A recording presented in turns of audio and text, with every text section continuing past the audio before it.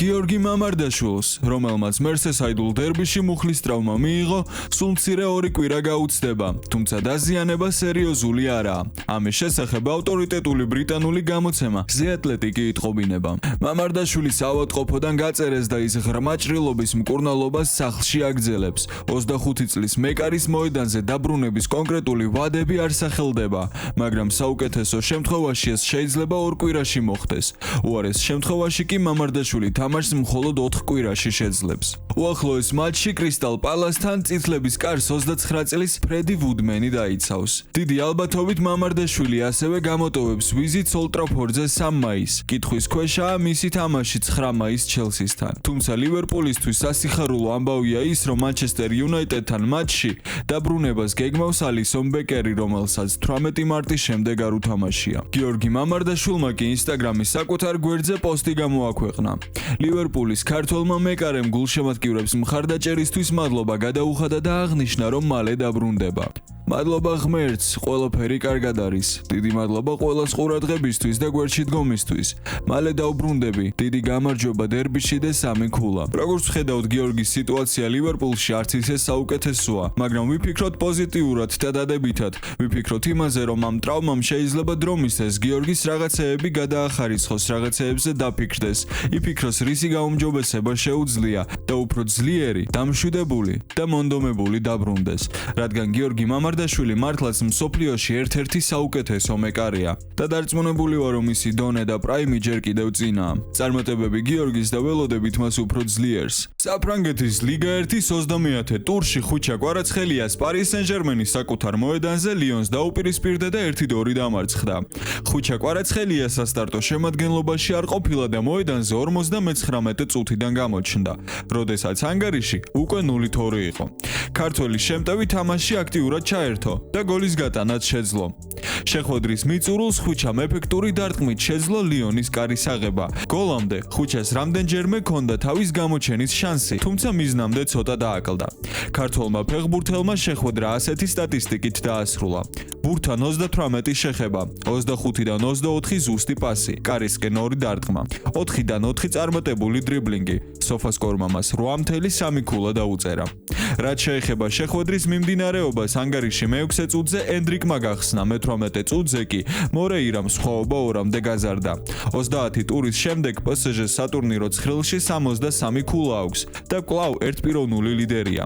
ამასთან პარიზულ გრანდს 2 გადადებული შეხვედრა აქვს, მათ შორის 1 მთავარ კონკურენტ მეორე ადგილოსან ლანსთან. ლიგა 1-ის მიმდინარე სეზონში ხუჩა კვარაცხელიას სტატისტიკა ასეთია: 24 მატჩი, 4 გოლი და 4 საგოლე გადაცემა.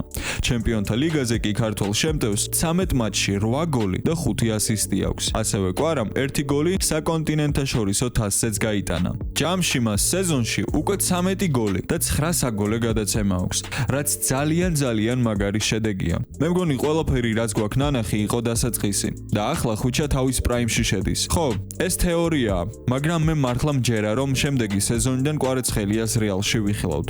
ეს ძალიან რეალური მგონია, რადგან ვინისიუსი და მბაპე ერთმანეთს აშკარად ვერ ეწყობიან. ფიქრობ, რომ ვინისიუს გაყიდიან და კვარაცხელიას მოიყვანენ, რადგან რეალი ყოველთვის იყო ჩემპიონთა ლიგის გუნდი და ხუჩა კვარაცხელია ჩემპიონთა ლიგაზე ანათებს ისე, როგორც არავინ. ეგოს ამბავშიც რო შევადაროთ კვარაცხელია და ვინისიუსი, ცადა დედამიწაა.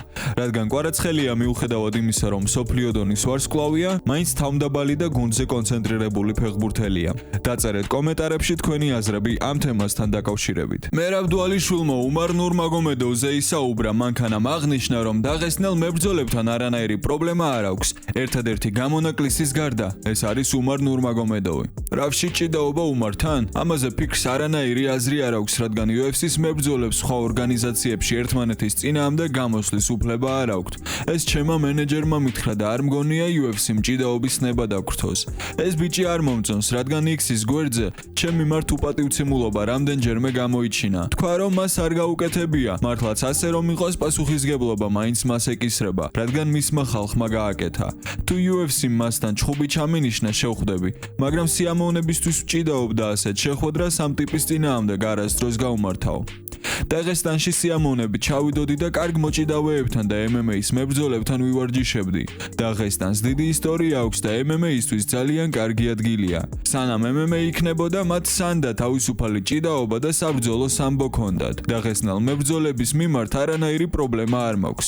ერთადერთი გამონაკლისის გარდა, უმარ ნურმაგომედოვი არ მომწონს.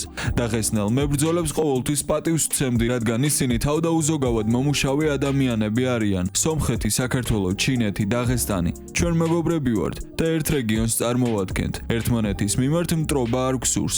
ერთმანეთს ჯანსაღ კონკურენციას ვუწევთ და ზოგჯერ ოჯახის წევრებსაც კი მოსდით კონფლიქტი. შეგახსენებთ, რომ დვალიშვილს რაფის ფარგლებში ჰენრი სეხუდოს წინააღმდეგ უნდა ეჭიდავა, მაგრამ ტრიპელსის შეხვედრას ტრაუმის გამო ჩაეხსნა. დღევანდელი ვიდეო კი დასასრულს მიუახლოვდა. არ დაგავიწყდეს, დააჭირო ლაიქის ღილაკს და გამოიწერო ეს არხი, რადგან აქ გაიგებ ყველა სიახლეს ქართულ სპორტსმენებზე. მადლობა ყურადღებისთვის, მე გემშვიდობებით და აბა წარმატებები.